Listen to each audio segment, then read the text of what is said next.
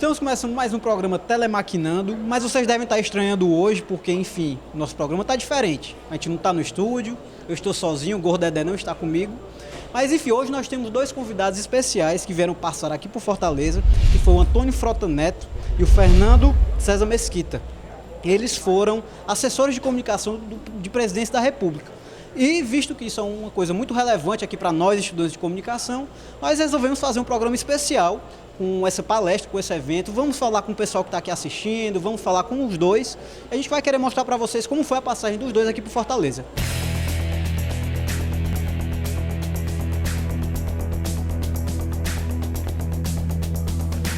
Abraçar estes dois grandes cearenses. Fernando César Mesquita e Frota Neto. Cada um tem uma história muitíssimo interessante. Sabia do coração e da generosidade dele. Estamos aqui com o Fernando César Mesquita, ele que foi secretário de imprensa do presidente da República, no tempo do presidente Sarney.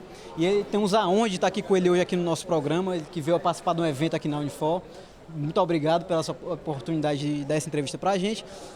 E, Fernando, qual assim, a importância, a relevância que você acha de um evento como esse aqui na Unifor, para os estudantes de comunicação que estão aqui, o pessoal do futuro? Qual a relevância que você vê? Bom, a teoria é muito bonita, mas a prática às vezes é bem diferente. E eu e o Frota Neto somos jornalistas profissionais, fui jornalista desde os 15 anos de idade, e passei por muitas redações e acabei no governo. Então, eu acho que mostrar aos jovens, às novas gerações, como é que funciona a máquina do governo, como é que trabalha um jornalista que está do outro lado, que é ao lado do governo, como é que você enfrenta os diversos problemas, as diversas dificuldades, para levar às pessoas uma informação correta, uma informação fiel, tá?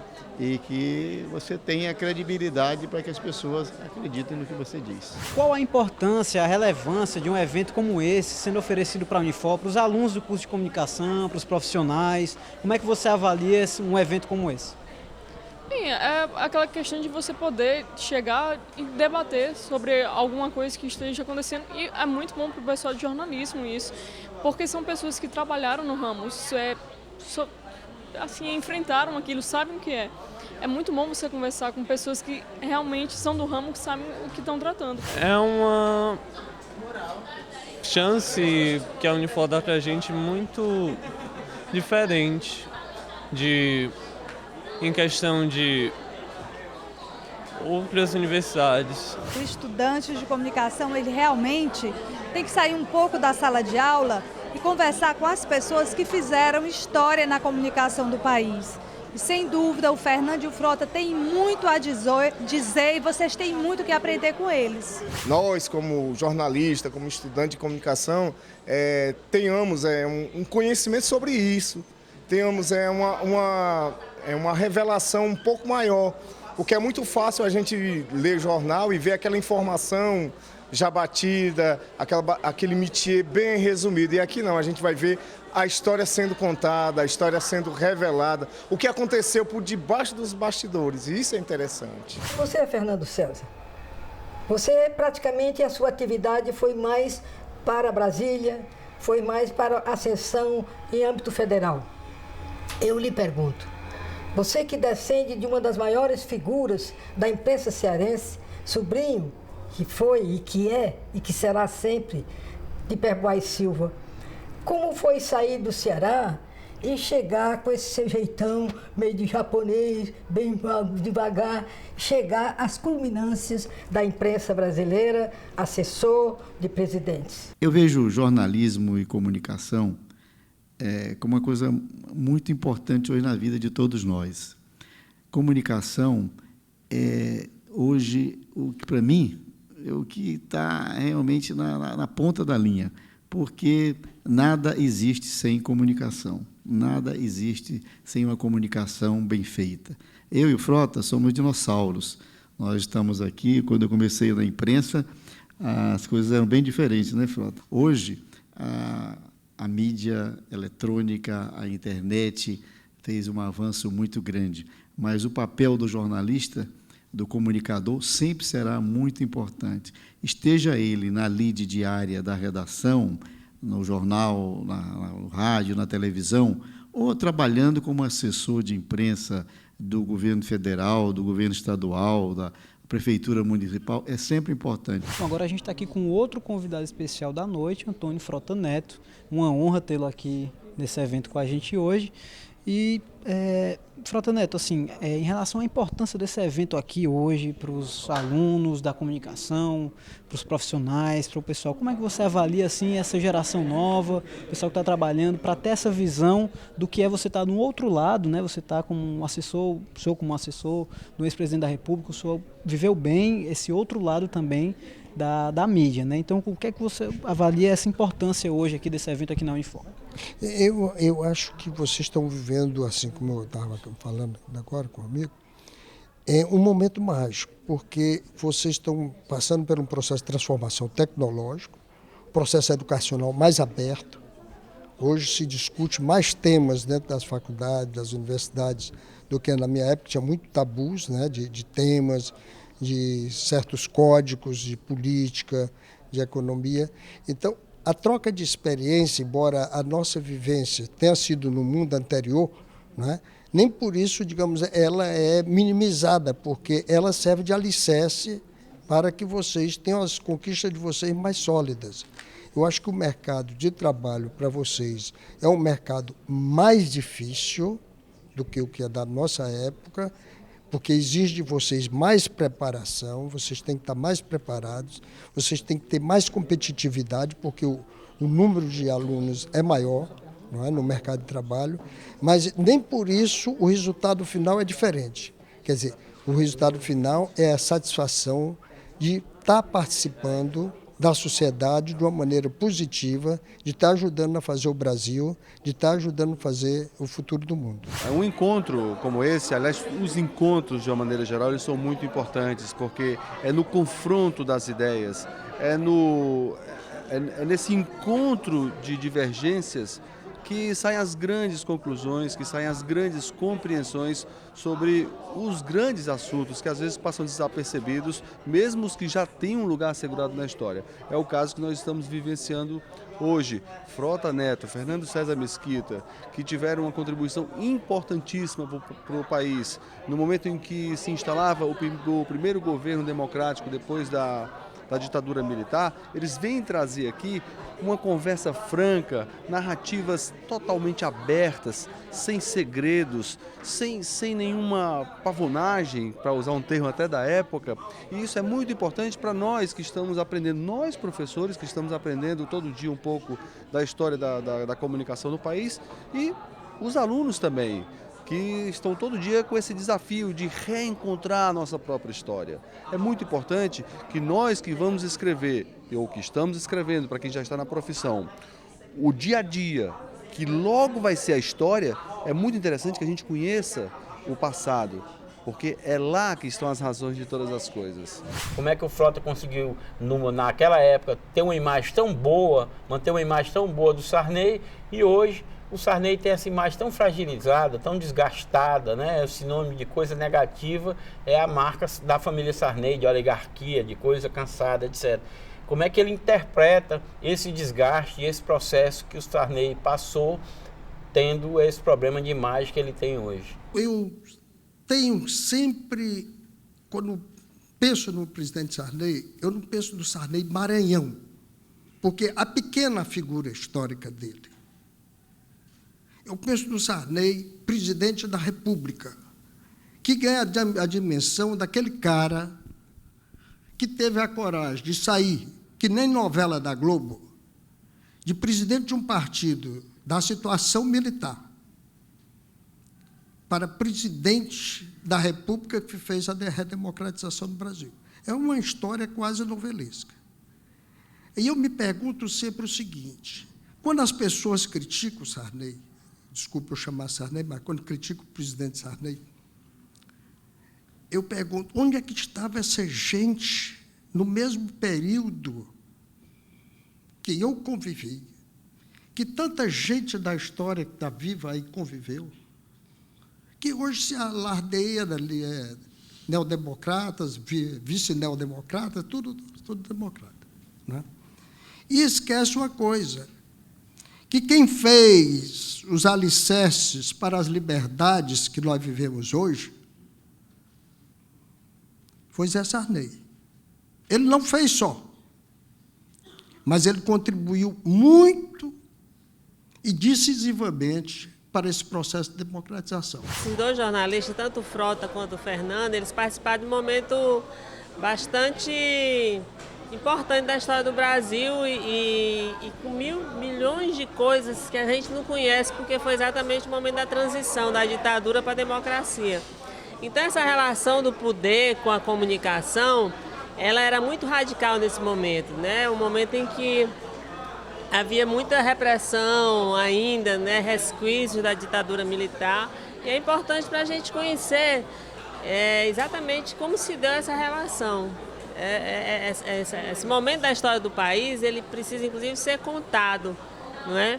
E esse tipo de encontro é importante exatamente porque a gente começa a discutir, né, um período que ainda está completamente desconhecido da maioria dos pesquisadores e da maioria da população. A universidade ela não se faz só com os membros da academia, só com os professores, só com os alunos, com gente de fora também, porque senão ela se aliena da realidade. A universidade está preparando pessoas para ingressarem no mercado de trabalho e essas pessoas têm que ter uma real noção do que é o mundo fora da academia, né? Porque senão ela fica circunscrita nela mesma e aí ela perde a sua função de alimentar a sociedade com profissionais que tenham a noção real da realidade, né? Parafraseando Gilberto Gil, que fala da natureza natural das coisas. O que a gente está querendo desenvolver com isso é uma pedagogia baseada na oportunidade de debates sempre. O curso de jornalismo é um curso plural, é um curso que tem como meta estar discutindo todos os construtos da sociedade, até porque essa é a seção do departamento do jornalismo como ciência, né, como contribuição humana. E o que é que a gente quer com esse tipo de evento, aliás, com vários eventos que a gente quer programar ao longo desse ano? É trazer vários segmentos, vários operadores, vários profissionais para debater as vivências. A gente acabou de falar de assessoria de imprensa, daqui a pouco a gente vai estar falando de comunicação empresarial, telejornalismo, no rádio, quer dizer, todo o mercado a gente tem a intenção de trazer para debater, para abrir para o aluno oportunizar, entender a história desse jornalismo, o passado dele, a contribuição que está sendo feita a partir das vivências e construir também um futuro, que é o que vai nos interessar, que é o que queremos atingir em relação ao nosso aluno que está sendo montado aqui, formado aqui. Como você avalia essa relação essa dualidade entre quem está no governo e quem está fora do governo? Não é fácil você ser porta-voz, não é fácil você trabalhar como assessor de imprensa de governo, seja a nível federal, estadual, municipal. Sempre há aquela desconfiança de que você está sonegando alguma informação, está deixando de dar algum esclarecimento que é importante. Mas eu acho que esse papel do assessor de imprensa, a qualquer nível, ele é fundamental. Porque ele tem a experiência da vivência de governo, tem a experiência da vivência da redação e ele pode migrar, sabe, a informação com muita competência quando ele fala a verdade. Um assessor que não tem credibilidade, ele perde a utilidade, ele não serve mais, ele não é mais útil. É uma tarefa muito estafante, é um negócio, um processo político, é muito denso, é muito intenso, você não dorme direito, você trabalha 24 horas por dia, não é? Uma pessoa que teria estado já no último ano do presidente Sarney e teria ouvido dele a afirmativa de que ele mandava como presidente, mas os seus auxiliares não obedeciam. Isso mostra um pouco a complexidade do que é o poder no Brasil. Então, eu queria ouvir do Fernando César Mesquita e do Frota Neto se eles corroboram, se eles confirmam que o último ano do Sarney teve essas dificuldades e como foi conviver, né, com o poder, com essa dificuldade que era, de fato, o exercício do poder. O que o governador Cid está perguntando é se o Sarney perdeu a autoridade. Eu acho que o Sarney enfrentou dificuldades muito grandes no governo, porque o governo era um governo que tinha um teórico apoio do PMDB, na verdade não tinha esse apoio. O doutor Tancredo, quando morreu, tinha deixado feitas todas as nomeações do primeiro e do segundo escalão, por gente do PMDB e do grupo de partidos que apoiava o governo. O Sarney não mexeu em nada disso, e o doutor Ulisses ele queria funcionar como primeiro-ministro do governo. Então, esse processo de erosão foi continuando e o Sarney, ao final do seu governo, realmente já não tinha tanta força. E havia também essa coisa que a gente sabe que existe, que o Cid até está tomando providência em relação a isso, é o presidente da República acha que manda, não manda. Por exemplo, o presidente da República, até o Lula, lança um grande projeto para beneficiar o cidadão ou um determinado grupo de pessoas, um segmento da sociedade. Uma coisa é quando ele assina o decreto aqui, que vai ter que passar pelo Ministério do Planejamento, depois pelo Ministério da Educação, depois ele vai para o departamento tal, depois vai para a Superintendência Regional, e que ele vai se diluindo. O Lula mandava até certo ponto, mas as ordens deles eram cumpridas lá na ponta? Não. Realmente, o presidente não manda mesmo, não, né? Ele faz de conta que manda, ele manda até certo ponto, não só pela máquina que ele tem que gerir, como o Fernando bem explicou, né? As relações dele com o Congresso, com o Judiciário, etc., tudo tem limites. O presidente é uma figura, digamos assim, apanágio de um sistema, mas ele realmente não manda. E o presidente Sarney teve essa herança que ele falou. Eu não lembrou, mas vou lembrar para vocês que ele foi autor de uma listinha dos ministros de Estado e a quem eles pertenciam. Você lembra que circulou no Congresso Nacional essa listinha? Pois é. Então, a gente via que dos ministros de Estado daquela época, 3 só eram identificados com o presidente. O resto tinha adversários viscerais do presidente. Então, eu, trabalhando como adjunto dele, cansei de ouvir, depois como secretário efetivo de imprensa, de ministro dizer assim, eu não vou obedecer, eu não vou fazer. E como é que se ia cobrar? Se a maioria do Congresso estava contra o presidente. Era aquele enfrentamento. Realmente, um presidente da República tem muitas limitações, como a gente tem limitações dentro de casa. Só que a casa dele é muito grande, né? É muito complexa.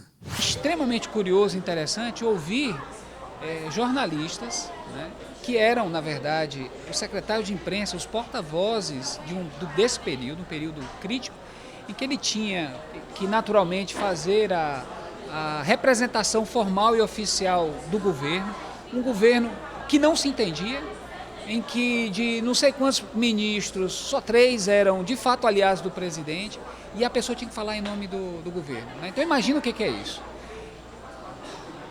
Corta. Aí eu tenho, 2011, um curso de jornalismo, né, audiovisual, etc., numa universidade privada. O que importa para um aluno em formação? O que importa para um professor em uma sala de aula e tudo mais? Refletir sobre o papel de um jornalista.